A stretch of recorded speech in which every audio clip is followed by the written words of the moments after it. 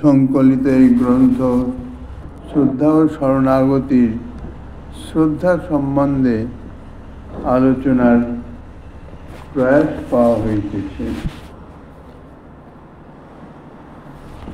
সনাতন শিক্ষায় প্রভু ভক্তের অধিকারী নির্ণয় প্রসঙ্গে বলেছেন, শ্রদ্ধাবান জন হয় ভক্তে অধিকারী, উত্তম মধ্যম কনিষ্ঠ শ্রদ্ধা অনুসারী। এই জন্যেই ভক্তের মহত্ব উৎকর্ষতা জানাতে শাস্ত্রযুক্তি বিচারের নিপুণতা এবং দৃঢ় শ্রদ্ধাকে নির্দেশ করেছেন। সেক্ষেত্রে বৈরাগ্য বা সদাচার প্রভৃতি অন্য কিছুকেই নিলেন না। তার কারণ শাস্ত্রযুক্তি বিচারের নিপুণতা এবং শ্রদ্ধার দৃঢ়তা থাকলে তবেই বৈরাগ্য সদাচার প্রভৃতি যা কিছু ভজনের অনুকূল বিষয় আছে সে সকল তার কাছে অতি সহজেই এসে যাবে।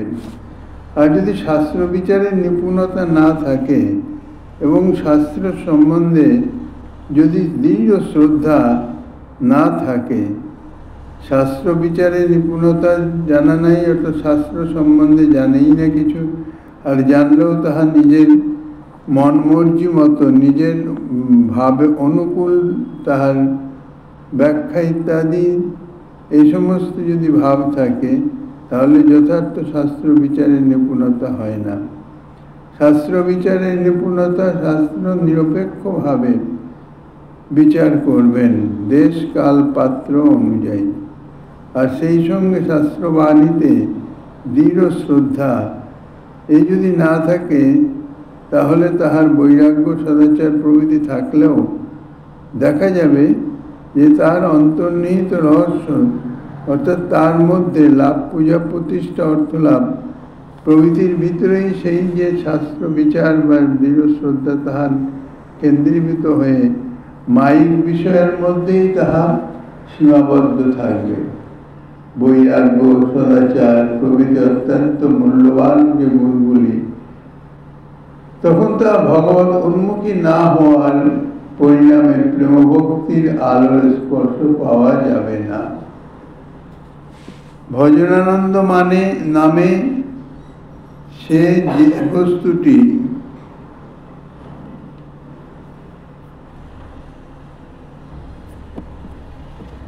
যা অনির্বাচ্যতর বলে বলা হয়েছে তার সন্ধান পাওয়া যাবে না। সুতরাং কাজের কাজ কিছুই হবে না, আসল জিনিস থেকেই তাহারা বঞ্চিত হয়ে যাবেন। তাই প্রভু ভক্তের সর্বোত্তমত্ব জানাতে শাস্ত্র বিচারের নৈপুণ্য এবং দৃঢ় বিশ্বাস বা দৃঢ় শ্রদ্ধাকেই নির্দেশ করেছেন। তাই বিবেচনা করা হচ্ছে, যেমন শ্রী চৈতন্য চরিতামৃতে কবিরাজ গোস্বামীপাদ সনাতন শিক্ষার মাধ্যমে বর্ণনা করেছেন, শাস্ত্রযুক্তে সুনিপুণ দৃঢ় শ্রদ্ধা যার, উত্তম অধিকারী সেই তারয়ের সংসার। শাস্ত্রযুক্তি নাহি জানে দৃঢ় শ্রদ্ধাবান, মধ্যম অধিকারী সেই মহাভাগ্যবান। যাহার কোমল শ্রদ্ধা সে কনিষ্ঠ জন, ক্রমে ক্রমে তেহ হইবেন ভক্ত হইবেন উত্তম। সাক্ষাৎ শ্রীমান মহাপ্রভু শ্রীমুখের বাণী এই সকল কথাগুলি, আর ইহাই সাধন ভজন তত্ত্বের মূল স্তম্ভ। এখানে যার উপেক্ষা, যার শিথিলতা, তার পক্ষে প্রেম ভক্তি রসময় জীবনে প্রতিষ্ঠিত হওয়া কখনোই সম্ভব হবে না। অর্থাৎ ভগবত রস, লীলারস এসব কথাতেই থেকে যাবে, অর্থাৎ কথার মাধ্যমেই থাকবে, কথার কথাই হবে, জীবনে তার যথার্থ স্পর্শ লাভ আর আসবে না। এই কারণেই গৌড়ীয় বৈষ্ণব আচার্য পাদগণ প্রভু কথিত এই যে উক্তিগুলি এর তত্ত্ব জানাতে, এর মর্ম বোঝাবার জন্যে তাদের রচিত গ্রন্থের মাধ্যমে আলোচনা করেছেন, বিচার করেছেন এবং পুঙ্খানুপুঙ্খভাবে তাহা ব্যাখ্যাও করেছেন। শ্রী চৈতন্য চরিতামৃত গ্রন্থকার পূজ্যপাদ কবিরাজ গোস্বামী উক্ত আচার্যপাদগণের বর্ণিত তত্ত্বসিন্ধুতে এবং রসসিন্ধুতে ডুব দিয়ে তার সার সিদ্ধান্ত রত্ন সকল আহরণ করে এনেছেন এবং প্রসঙ্গত চৈতন্য চরিতামৃতে সেই গ্রন্থে সুপরিপাটির সঙ্গে তাহা পরিবেশনও করেছেন। পরম পূজ্যপাদ ও আচার্য চরণ শ্রীরূপ গোস্বামীপাদের বিখ্যাত রচনা যে শ্রী শ্রী ভক্তি রসামৃত সিন্ধু, সেই ভক্তি রসামৃত সিন্ধু থেকে আহরণ করে শ্রীমৎ কবিরাজ গোস্বামীপাদ এই শ্রদ্ধা সম্বন্ধে যেভাবে ক্রমপূর্বক পরিবেশন করেছেন এবং সনাতন শিক্ষার যে পয়ারগুলি উত্তম মধ্যম কনিষ্ঠ অধিকারী ভক্তের সম্বন্ধে যে পয়ারগুলি, এখানেও শ্রদ্ধা এবং শাস্ত্র যুক্তি এ দুটোকেই মুখ্য গুরুত্ব দেওয়া হয়েছে। শাস্ত্র যুক্তির নিপুণতা সম্বন্ধে যা বলা হয়েছে তার তাৎপর্য তাহাই বলা হইতেছে যে ভগবান শ্রীকৃষ্ণ চৈতন্যদেব কথিত শ্রদ্ধা সম্পর্কিত পয়ারগুলির মর্ম শ্রদ্ধা সম্বন্ধে বলতে গিয়ে প্রভু প্রথমেই বলেছেন, যার শাস্ত্র শ্রদ্ধা জন্মেছে, যার শাস্ত্রীয় শ্রদ্ধা জন্মেছে,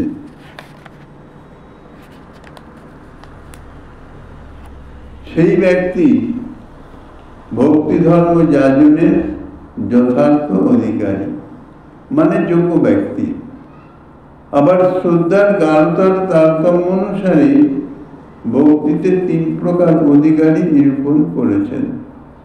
প্রভুর এই বাক্যের মধ্যে দেখা যায় যে ভক্তি ধর্ম যাজনের একটি যোগ্যতার প্রয়োজন আছে এবং ভক্তি ধর্ম যাজনের অধিকারের বিচারে যদিও সে বিষয়ে কোনো প্রকার জাতি বর্ণের বিচার নাই, সকলেই শ্রীকৃষ্ণ ভজনের অধিকারী। যে জাতি বর্ণ নিয়ে সমাজ ব্যবস্থা তৈরি হয় এবং ব্যবহারিক জগৎ চলে, এখানে তার কোনো প্রয়োজন নাই, তার কোনো আবশ্যকতা নাই, সকলেই কৃষ্ণ ভজনের অধিকারী। কিন্তু সেই অধিকার প্রাপ্তির নিমিত্ত একটা বস্তুর অবশ্যই প্রয়োজন আছে, যে জাতি বর্ণ ধর্ম নির্বিশেষ সর্বক্ষেত্রে সকলের পক্ষেই অপরিহার্য, তা হইল শ্রদ্ধা। শ্রদ্ধাবান জন হয় ভক্তি অধিকারী। শ্রদ্ধা যদি না থাকে তাহলে সে যে জাতির যে বর্ণেরই হোক না কেন, যত উচ্চ কুলে উচ্চ বর্ণে তার জন্ম হোক না কেন, তিনি ভক্তির অধিকারী হতে পারেন না। ভক্তি বলতে এখানে শুদ্ধা ভক্তি বা প্রেম ভক্তি সম্বন্ধেই বলা হয়েছে, যাহার মাধ্যমে জীবের যে চরম পরম সাধ্য শ্রী ভগবত সেবা লাভ হবে, যার অর্থ শাস্ত্র বাক্যে সুদৃঢ় বিশ্বাস। শ্রদ্ধা শব্দের অর্থই হচ্ছে শাস্ত্র বাক্যে সুদৃঢ় বিশ্বাস। ভক্তি ধর্মে অধিকারী তাকেই নির্দেশ করা হয়েছে যিনি প্রকৃত শাস্ত্রার্থে দৃঢ় বিশ্বাসী। শাস্ত্রার্থে বিশ্বাস সম্বন্ধে ইতিপূর্বে অনেক আলোচনা করা হয়েছে। সামাজিক জীবনে আমাদের ধন সম্পদের প্রাচুর্য, মান মর্যাদা, উচ্চশিক্ষা, বিবিধ বিষয়ে প্রতিভা, নানাবিধ শাস্ত্রের জ্ঞান যতই থাকে না কেন, যদি শাস্ত্র বাক্যে বিশ্বাসের সহায়ক না হয়, তাহলে সেই উচ্চশিক্ষা, সেই বিবিধ শাস্ত্র জ্ঞান প্রভৃতি যে গুণগুলি তা সমাজে প্রতিষ্ঠার কারণ হয় বটে, সমাজে তাহাকে প্রতিষ্ঠা এনে দিতে পারে, কিন্তু যথার্থ সেই শাস্ত্র জ্ঞান বা সেই উচ্চশিক্ষা তাহাকে ভক্তি ধর্ম যাজনের অধিকারী বলে স্বীকার করবেন না। প্রভুর উক্তির মর্মানুসারে শাস্ত্র বাক্যে যে দৃঢ় বিশ্বাস, সেই বিশ্বাসকেই শ্রদ্ধা বলেছেন। শাস্ত্রবাক্যের সুদৃঢ় পাণ্ডিত্য বা নিপুণতা তাহাকে কিন্তু শ্রদ্ধা বলা হয় নাই। শাস্ত্রবাক্যে দৃঢ় বিশ্বাসকেই শ্রদ্ধা বলা হয়েছে, এবং সে বিশ্বাস সাধারণ বিশ্বাস নয়, সুদৃঢ় বিশ্বাস, এবং ওই বিশ্বাসের তারতম্য অনুসারে এবং শাস্ত্র বিচারের যোগ্যতা অনুসারে ভক্তিতে অধিকারীরও তারতম্য হয়ে গেছে। শ্রীমান মহাপ্রভু উত্তম, অধম, উত্তম, মধ্যম এবং কনিষ্ঠ অধিকারী হিসাবে নির্বাচন করে দিয়েছেন। 3 রকমের অধিকারীর কথা শ্রীমান মহাপ্রভু ঘোষণা করেছেন। এই শাস্ত্রবাক্যে বিশ্বাসের উপর ভিত্তি করেই 3 রকম অধিকারী নির্ণয় হয়েছে। অতএব এইরকম শ্রদ্ধার দৃঢ়তা যার যত বেশি আছে, শ্রদ্ধার দৃঢ়তা, শ্রদ্ধার সম্বন্ধে কবিরাজ গোস্বামীপাদ আগেই বলেছেন যে শ্রদ্ধা শব্দে বিশ্বাস কইয়ে সুদৃঢ় নিশ্চয়। কাজেই যার শ্রদ্ধার দৃঢ়তা যত বেশি হবে, তিনি ততই বেশি পরিমাণে ভক্তি জগতে প্রবেশ করতে সমর্থ হবেন।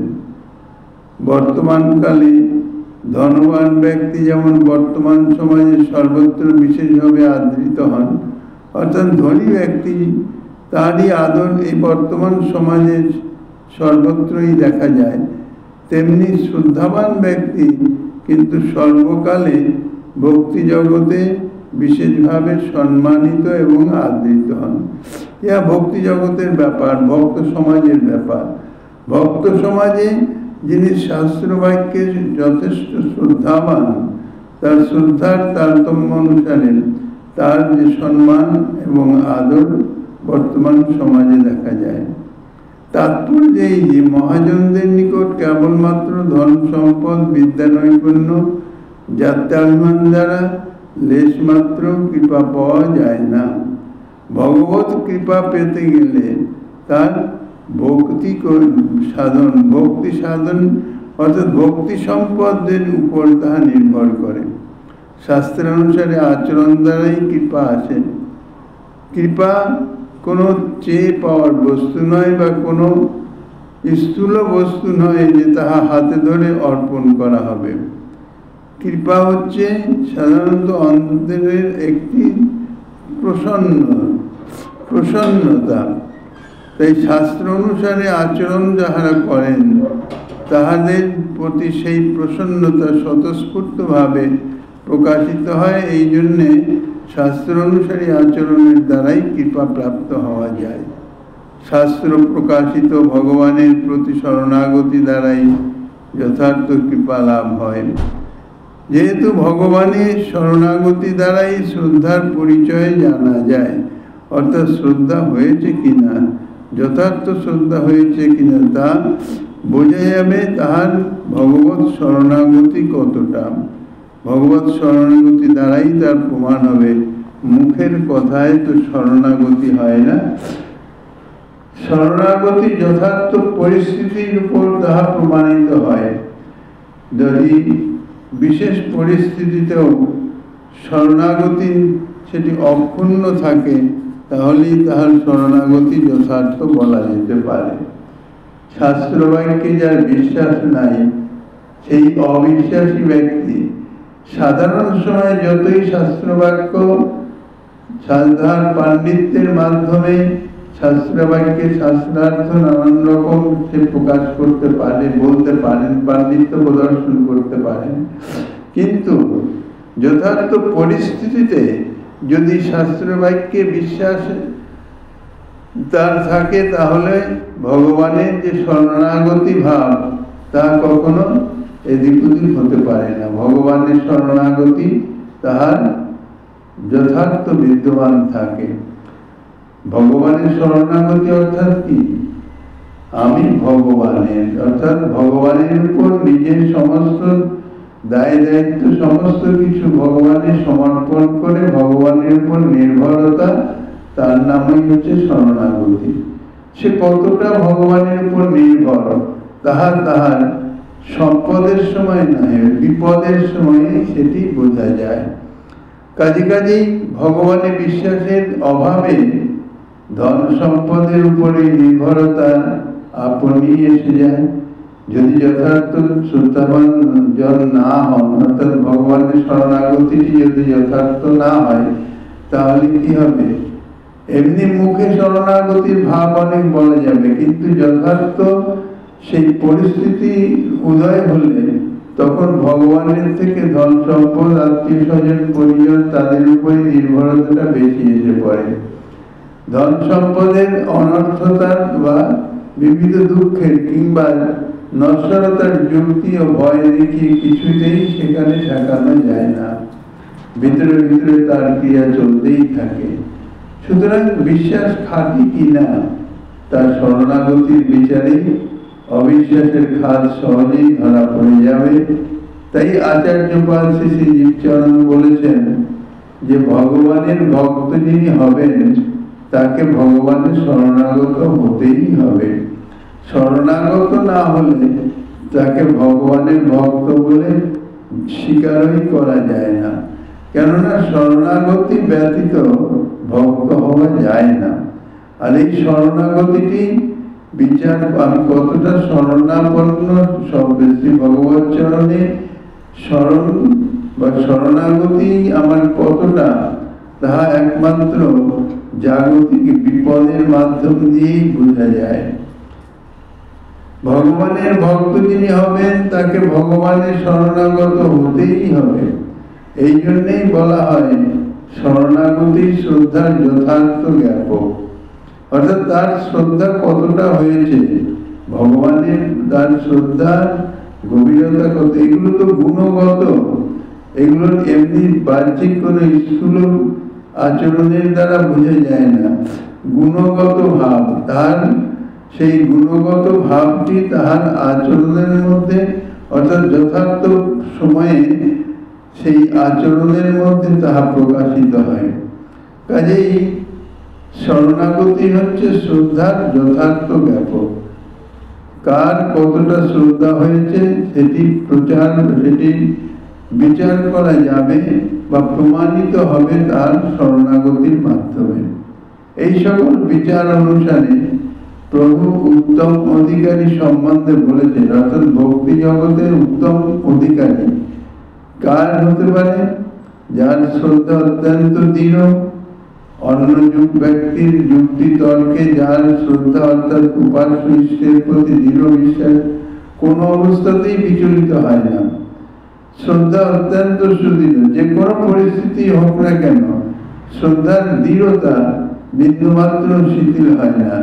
এবং যিনি বিশেষভাবে শাস্ত্রের মর্মকে জানেন, শাস্ত্রের মর্মার্থ এক বস্তু আর শাস্ত্রের যথাবিহিত যে শাস্ত্রের আক্ষরিক অর্থ, অর্থাৎ যা শাস্ত্রের কথায় যাহা সাধারণভাবে প্রকাশিত হয় তাহা হচ্ছে আক্ষরিক অর্থ, আর শাস্ত্র সেই বাক্যের দ্বারা দেশকাল পাত্র বিচারে কি বলতে চাইছেন তাই হচ্ছে শাস্ত্রের মর্মার্থ।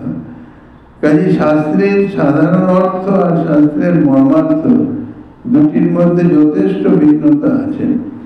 শাস্ত্র সম্বন্ধে যারা অভিজ্ঞ তারা শাস্ত্রের মর্মার্থ জানেন, শাস্ত্রের মর্মকে জানেন, শাস্ত্রজ্ঞ এবং শাস্ত্রযুক্তি বিচারেও অতিশয় নিপুণ। শাস্ত্রযুক্তি বিচার দ্বারা অপরের মতকে খণ্ডন করে নিজের মতের শ্রেষ্ঠতা প্রতিপাদন করার বিষয়ে অতীব তিনি দক্ষ। প্রভু এইরকম ব্যক্তিকেই ভক্তিতে উত্তম অধিকারী বলেছেন। এক তো প্রথম কথাই হচ্ছে যে শ্রদ্ধা অত্যন্ত দৃঢ় হবে, নিশ্চয়াত্মিকা হবে, আর শাস্ত্র যুক্তি সম্বন্ধে শাস্ত্রের মর্মার্থ সম্বন্ধেও তিনি অভিজ্ঞ হবেন। তিনি হবেন ভক্তিতে যথার্থ উত্তম অধিকারী।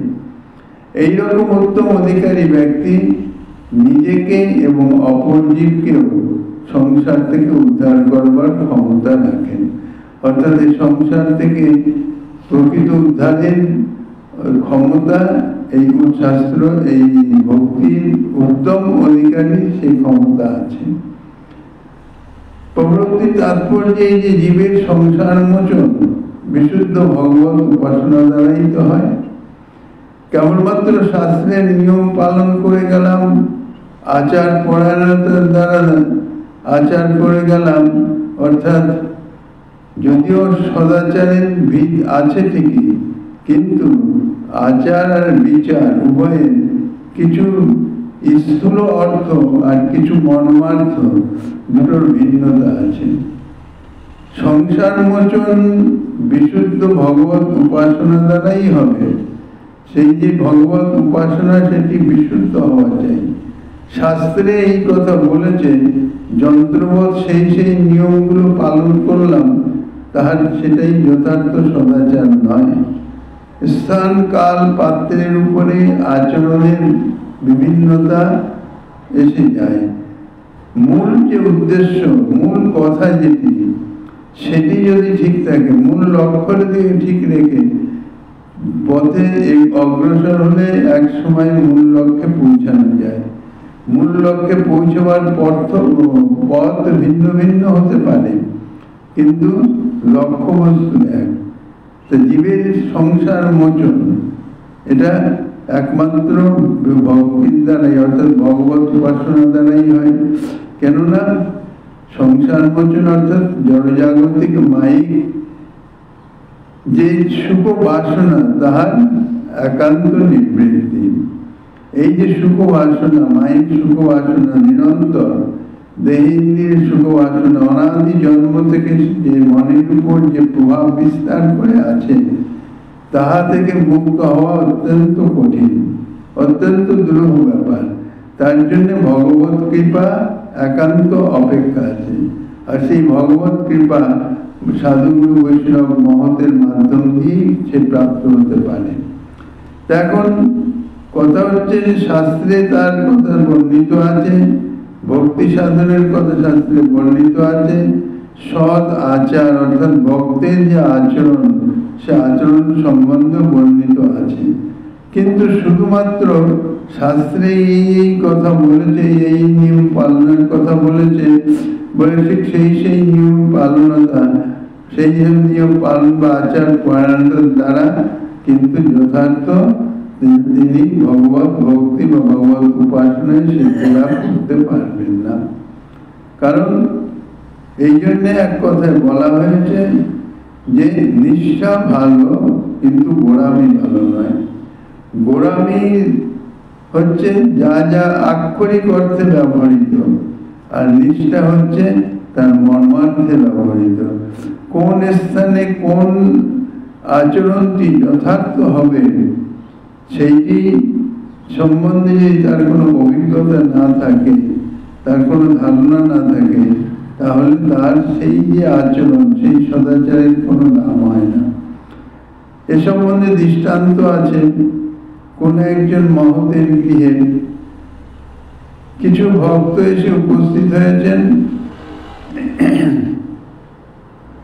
অত্যন্ত ক্ষুধার্ত, কাতর, পীড়িত অবস্থায়। গ্রীষ্মকালের দিন, এত ক্ষুধার্ত, এত পরিশ্রান্ত হয়েছেন যে তাদের অবস্থা খুবই দুর্দমনীয়। এত ক্ষুধার্ত যে তখনই ভোজনের বস্তু তাহাদের প্রয়োজন, ভোজ্য চাই। তাহারা সে কথা জানালেন, কিন্তু ঠাকুরের ভোগ ছাড়া, ভোগ প্রসাদ ছাড়া তো ভক্ত অন্য কিছু দেন না। তাই সেই ক্ষেত্রে তখন শাস্ত্রের নিয়ম অনুসারে ঠাকুরের ভোগ সমাপন হয়নি, ভোগ লাগানোই হয়নি, সবে রন্ধন কার্য, রসিক কার্য সমাপন হয়েছে। এখন ভক্ত সেখানে কি করবেন?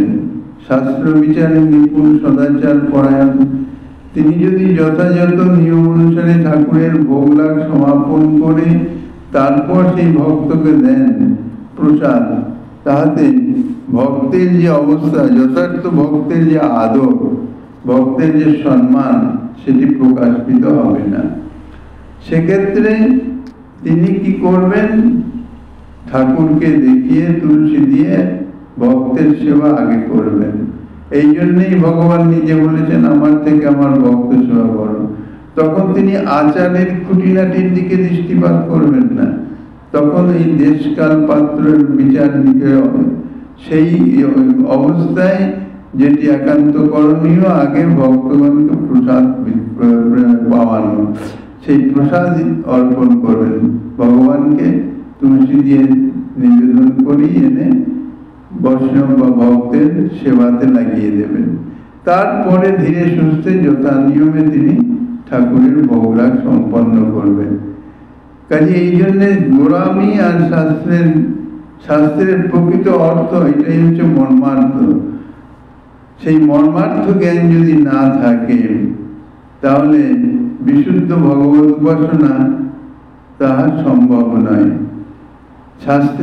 শাস্ত্রজ্ঞান তো একান্ত থাকতেই হবে, কিন্তু শাস্ত্রজ্ঞানের সঙ্গে সঙ্গে শাস্ত্রের মর্মার্থ ইহা অনুভব করতে হবে। এই জন্য শাস্ত্র বিচারে নিপুণ বলা হয়েছে। বিশুদ্ধ ভগবত উপাসনা শাস্ত্র জ্ঞান ব্যতীত কিছুতেই সম্ভবপর নয়।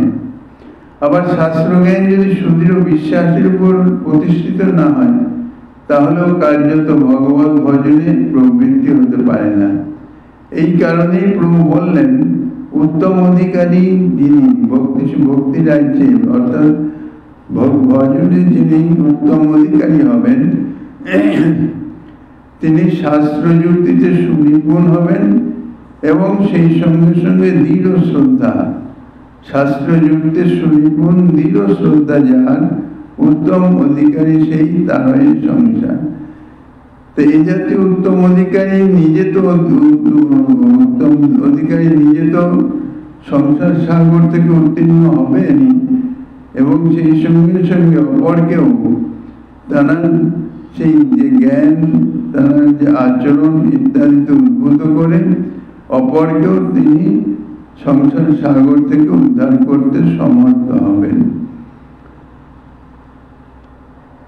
বস্তুতপক্ষে শাস্ত্র যুক্তি বিচারের নিপুণতার সাথে সাথে শ্রদ্ধার ও দৃঢ়তার কথা বেশ জোরের সঙ্গেই প্রভু এখানে বলেছেন। বস্তুতপক্ষে শাস্ত্রের প্রতি যদি দৃঢ় বিশ্বাসই না থাকে তাহলে শাস্ত্র সম্বন্ধিত জ্ঞানেরও বিশেষ কোনো মূল্য থাকে না। তাই প্রভু শ্রীরূপ শিক্ষা প্রকরণে ভক্তির এবং ভক্তের যে দুর্লভতা সে কথা বলেছেন। বেদনিষ্ঠ মধ্যে অর্ধেক বেদ মুখে মানে, বেদ নিষিদ্ধ কার্য করে ধর্ম নাহি গণে।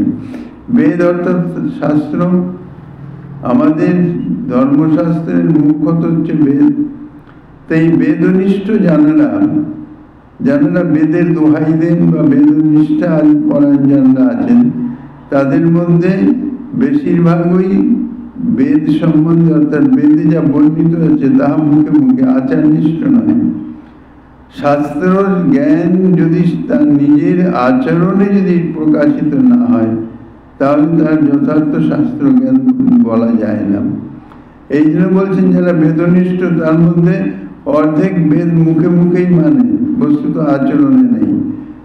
বেদ নিষিদ্ধ কার্য করে ধর্ম নেই মানে, অর্থাৎ বেদের কথা তাদের আচরণে প্রকাশিত পায় না। প্রভু এখানে সংসারে বাস্তব চিত্রটি সেটি তুলে ধরেছেন। অনেকেই আছেন বেদ স্বীকার করেন, শুধু তাই নয় কথায় কথায় বেদের দৃষ্টান্তও দেন, উদাহরণও দেন, কিন্তু বেদের বাক্যে নিজের ব্যক্তিগত যে আচরণ প্রয়োজন মতো উল্লেখ করেন, কিন্তু আসলে তিনি তাহা পালন করেন না। কার্যত নিজে মানেন না, নিজের যে আচরণ তাহা নিজের মত মতনই চলেন। তখন সেক্ষেত্রে আর বেদের সেই যে যুক্তি বেচেন, সেই যে নিয়ম কানুন সেগুলি তিনি মানেন না।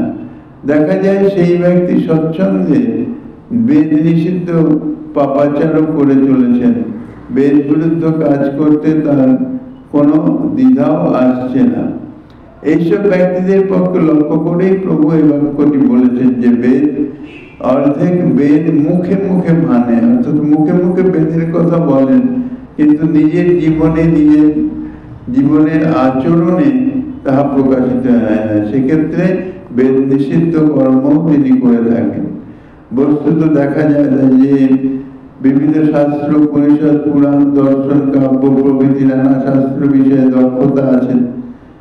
যদি কোনো সভা হয়, সবাই নানা বিষয়ে খুব বক্তৃতা দিয়ে বাহবা তিনি পেতে পারেন, কিন্তু তার সেই যে শাস্ত্র বাক্যে তার সুনিপুণ তিনি ঠিকই, কিন্তু শ্রদ্ধা নাই। সেই শাস্ত্র প্রতিপাদিত উপাস্য তত্ত্বে উপাসনায় প্রবৃত্তি হয় না। তার কারণ একটাই, শাস্ত্রার্থে বিশ্বাসের অভাব। এই জন্যই প্রভু বলেছেন শাস্ত্রযুক্তে সুনিপুণ দৃঢ় শ্রদ্ধা চাই। শুধু শাস্ত্র সম্বন্ধে জ্ঞান থাকলে হবে না, সে বিষয়ে শ্রদ্ধাও দৃঢ় চাই। শ্রদ্ধাটি আচরণের মাধ্যমে প্রকাশ পায়। কেবল শাস্ত্র বিচারের নিপুণতা নয়, তার সঙ্গে শ্রদ্ধার দৃঢ়তা কথা সমানভাবে বলেছেন। আর শ্রদ্ধা মানেই যে শাস্ত্র বাক্যে সুদৃঢ় বিশ্বাস, তাই বোঝায়।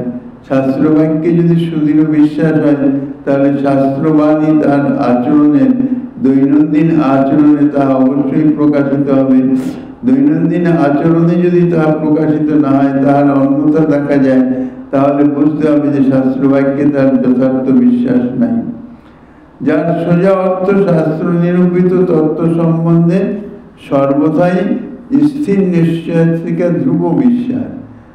বিনা দিনের আলোর মতো, মধ্য গগনের সূর্যের মতো, আত্মীয় স্বজনের মতো ভগবানের প্রতি নিরঙ্কুশ স্বচ্ছন্দ বিশ্বাস।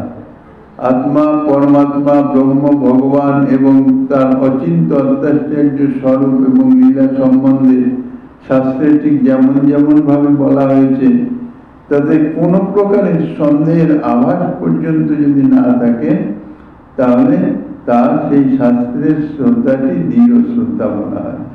আর যদি কিছু তাতে কম বেশি হয়, কিছু ক্ষুণ্ণ থাকে, তাহলে দৃঢ় শ্রদ্ধা সেটি বলা যাবে না। তার অচিন্ত অষ্টাশ্চর্য স্বরূপ শ্রী ভগবান অচিন্ত, অপ্রাকৃত, সচ্চিদানন্দ ঘন বিগ্রহ, তার যে অচিন্ত আশ্চর্য তার স্বরূপ এবং তার লীলা, সে বিষয়ে দৃঢ় বিশ্বাস, অর্থাৎ শাস্ত্রে যা বর্ণিত হয়েছে তার দৃঢ় বিশ্বাস। তার কোন রকমের আক্ষরিক পরিবর্তনও তাহার মনে আসবে না। যদি সেই শ্রদ্ধা না থাকে, অর্থাৎ সেই বিশ্বাস যদি না থাকে, কোন প্রকার সন্দেহের যদি আভাসও থাকে যে না শাস্ত্রে এটা বলেছেন ঠিকই, কিন্তু এতটা নয়, এটা এরকম নয়, এটা এরকম ভাবে হতে পারে, তবে তাহাকে দৃঢ় শ্রদ্ধা বলা যায় না। এই রকম শ্রদ্ধার কথাই প্রভু বলতে চেয়েছেন যে যেরকম যেরকম শাস্ত্রে বর্ণিত আছে তাতে বিন্দুমাত্র সন্দেহের অবকাশ নাই। জাগতিক বাহ্যিক দৃষ্টিতে তাহা যতই অসামঞ্জস্যপূর্ণ হোক না কেন, এইরকম শ্রদ্ধাই প্রভু ভক্তের কাছ থেকে আশা করেন। আসল কথাই হলো ভগবানকে ভগবান রূপেই জানতে হবে। এইরকম জানাকেই বিশুদ্ধ জ্ঞান বলে। এই বিশুদ্ধ জ্ঞান লাভ হলে তার আর কোন প্রকার পাপ থাকে না। ভগবানের মনুষ্য বুদ্ধি থাকা মানেই অজ্ঞানতা, গভীর অন্ধকারে বাস করা বোঝায়।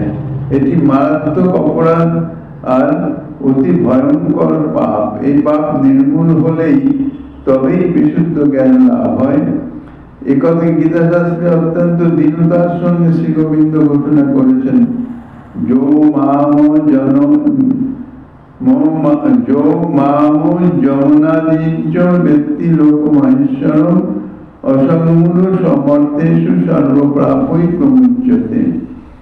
যে ব্যক্তি আমাকে জন্মরহিত, অনাদি এবং সকল লোকের মহান ঈশ্বর রূপে জানেন, সেই ব্যক্তি মনুষ্যগণের মধ্যে যথার্থ বিবেকী। সংসারে সকল রকম পাপ থেকে প্রকৃষ্ট রূপে তিনি মুক্ত হন। অসংমূল সমর্দেশ, অর্থাৎ মূলন বুদ্ধিমান ব্যক্তি মর্তের সর্বপাপই প্রমুচ্যতে, সমস্ত রকম পাপ কর্ম থেকে তিনি মুক্ত থাকতে পারেন। আমরা এটা অনেকেই জানি যে জগতে ভগবানের কথা জানা ব্যক্তি অনেক আছেন যারা ভগবানকে মানেন, জানেন। ভগবানের পূর্বপুরুষগণেরও পর্যন্ত এখন বিচার চলছে, কিন্তু গীতাশাস্ত্র ভগবানের মধ্যে যে পরিচয়টা দিলেন তাতে বিশ্বাস কোথায়? তাত্ত্বিক দৃষ্টিকোণে ভগবানই সকলের পূর্বপুরুষ, অনাদির আদি গোবিন্দ সর্বকারণ কারণ। তার যে পূর্বপুরুষ হয় না, তিনি অনাদির ও আদি, তার কোনো আর আদি নাই। একথা যাদের সাথে প্রভু জন্মগ্রহণাদি লীলা দ্বারা লীলা প্রকটন করেন, তারা যে ভগবানের পূর্বপুরুষ নন, তারা যে জগতের মানুষ নন, জগতের জীব নন, তারা ভগবানের লীলা পরিকর, ভগবানের অচিন্ত শক্তি, স্বরূপ শক্তি কর্তৃক জগতে প্রকাশিত হয়ে থাকেন মাত্র। একথা তাদেরকে বোঝাবে। তারা নিজেদের দিয়ে দৃষ্টান্ত দিয়ে ভগবানের সঙ্গে দৃষ্টান্ত দিয়ে মেলাতে চান। কাজে ভগবানের স্বরূপ যে কত দুর্গেয়, তার চেয়েও বেশি আর কে জানতে পারে। তাই তিনি কৃপা করে তার স্বরূপের মহিমা জানাতেই জীবের কাছে শাস্ত্রের প্রকাশ করেছেন। গীতা শাস্ত্রে নিজের পরিচয় দিয়ে তার জন্মকর্ম যে অলৌকিক রহস্যময়, বস্তুত তিনি হইতেছেন অজর, অর্থাৎ তার জন্ম নাই, তিনি অনাদিকাল থেকে বিদ্যমান। আর প্রকট লীলায় যখন তিনি আবির্ভূত হন, তখন জন্মলীলার অনুকরণে আবির্ভূত হন। আর সেই হিসাবে যদি ভগবানের জন্ম ধরে নেওয়া হয় যথার্থ, তাহলে তারা অর্থাৎ শাস্ত্র বাক্যে দৃঢ় শ্রদ্ধা আর হল না। শাস্ত্রে তাকে অজন্মা বলেছেন, কিন্তু প্রকট লীলা এবং অপ্রকট লীলা হিসাবে, প্রকট লীলা হিসাবে মনুষ্যর বধ লীলা হিসাবে মনুষ্যের মতন জন্মলীলার অনুকরণ করেন, এবং পূর্বে তারা নিজের আবির্ভাবের পূর্বেই তারা যে মাতা পিতা ইত্যাদি তাদের আবির্ভূত করান। তার যে লীলা পরিকরগণ সবই কেহই জীব তত্ত্ব নয়, কেহ মনুষ্য নয়, অর্থাৎ জীব তত্ত্ব নয়, সকলেই তাহার স্বরূপ শক্তির পরিকর। তাদের লীলা অনুরোধে আগে পিছে তাদের ধরাধামে প্রকট, অর্থাৎ জন্মলীলার অনুকরণে প্রকাশ করেন। তাই বলছেন গীতাতে, জন্ম কর্ম চমে দিব্যমে এবং যোবেত্তি তত্ত্বতঃ ত্যাক্তদেহং পুনর্জন্ম নৈতি মামেতি সহর্জুন। অর্জুনকে লক্ষ্য করে বলছেন শ্রী গীতা বাক্যে যে, হে অর্জুন, যে ব্যক্তি আমার লোকাতীত দিব্য জন্মকে ও আমার লোকাতীত অলৌকিক কর্মকে তত্ত্বত জানেন, বাহ্যিক জানা নয়, যথাদৃষ্ট অবস্থায় জানা নয়, বাহ্যিক লোকের মতো মনুষ্যবৎ জানা নয়, ভগবানের যে কর্ম তাহা অলৌকিক, লৌকিক নয়, লোকের সাধারণ লোকের ক্ষমতা নেই তাদৃশ কর্ম করার। তো এই যে এই বিষয়ে জানলেন, তত্ত্ব তো জানেন, আমার প্রতি যথার্থ জ্ঞান হওয়ার জন্য তার আর পুনরায় এই দুঃখময় সংসারে জন্ম হয় না। দেহত্যাগের পর আমাকেই তিনি প্রাপ্ত হন। আজকাল যান্ত্রিক সভ্যতার যুগে, অর্থাৎ জড়বিজ্ঞানের যুগে, দুর্গেয় যে বেদ পুরাণ আদি শাস্ত্র সকল খুব সহজেই আমাদের চোখের সামনে, হাতের সামনে এসে গেছেন। কেননা আগে মুদ্রণের ব্যবস্থা ছিল না, হস্তলিখিত প্রথম তো ছিল গুরুমুখী বিদ্যা, শ্রী গুরুদেবের মুখ থেকে শ্রবণ করে স্মৃতিতে তাহা রেখে তার আবার পরম্পরা এইভাবে ছিল, গুরুমুখী বিদ্যা ছিল। পরবর্তীকালে যখন হস্তলিখিত হলো, সেটি হস্তলিখিত আর কতগুলো পুঁথি বা গ্রন্থ প্রকাশিত হতে পারে বা লিখিত হতে পারে। তারপরে যখন মুদ্রণের আবির্ভাব হলো, অর্থাৎ মুদ্রণের মাধ্যমে, ছাপার মাধ্যমে শাস্ত্র আদি প্রকাশিত হতে লাগলো, তখন অনেকটা সহজ হয়ে গেল। আর বর্তমানকালে তো মুদ্রণের যে সহজ এবং সরলতা এসে গেছে, যার জন্য সমস্ত রকম শাস্ত্র গ্রন্থ অতি সহজেই আমাদের হাতের সামনে এসে গেছে। আমরা ওইসব শাস্ত্র অধ্যয়ন করে নিজেকে হয়তো শাস্ত্রজ্ঞানী হিসাবে শাস্ত্রজ্ঞ বলেই ভাবছি, কিন্তু প্রভু গৌরহরি আমাদের একটা বিশেষ শিক্ষা দিলেন যে কেবল শাস্ত্র জানা নয়, তাকে বিশ্বাস করাটাই হলো আসল কথা। শাস্ত্র জানা, শাস্ত্রের অর্থ জানা, মর্মার্থ শাস্ত্র কি বলতে চেয়েছেন সেটি সম্বন্ধে যদি যথার্থ অনুভব না থাকে, তাহলে সেটি বিশ্বাস করা অত্যন্ত কঠিন হয়ে যায়। বিশ্বাস করাটাই হচ্ছে বড় কথা, এটি আসল জ্ঞান। ভগবানের লীলা কথা আমরা আজ অনেকেই জানি, যান্ত্রিক সাহায্যে লীলা গ্রন্থ আমাদের হাতের সামনে উপস্থিত, কিন্তু সবচেয়ে বড় কথা এই যে সবচেয়ে মূল্যবান প্রয়োজনের কথা যে সেই লীলা যার, অর্থাৎ সেই ভগবানের, যার সেই লীলা, তাকে কতটা পরিমাণ ভগবান বুদ্ধি করতে পেরেছি। যার জন্য শ্রী সুখদেব গোস্বামীপাদ ভাগবতের দাসলীলা বর্ণনের প্রথমেই বলেছেন ভগবান ও পিতা রাত্রি। সেখানে ভগবান বলে সম্বোধন করেছেন। সেই ভগবানের অর্থাৎ ভগবত তত্ত্ব সম্বন্ধে যদি তার জ্ঞান না থাকে, তাহলে এই রাসলীলাকে কি করবেন? সাধারণ মনুষ্য লীলা, মনুষ্যের কার্য বলে মনে করে অপরাধী হয়ে যাবেন। কাজেই আমরা শাস্ত্রে যা বর্ণিত আছে তার কতটা পরিমাণে সে ভগবান বুদ্ধি করতে পেরেছি, কতটা পরিমাণে তার অচিন্ত ভগবত্তাকে হৃদয় দিয়ে স্বীকার করতে পেরেছি, তার অভয় চরণে নিজেকে কতটা পরিমাণে সমর্পণ করতে পেরেছি, এটাই আজকের দিনে বিশেষ খতিয়ে দেখার বিষয়, অর্থাৎ বিশেষভাবে বিচরণীয়। এইভাবে শ্রদ্ধা সম্বন্ধে আরো যাহা কিছু আশ্বাদনী দিচ্ছেন শ্রীমন মহাপ্রভু গিরিধারীর কৃপা হলে আগামী দিন আশ্বাদনের বাসনা রেখে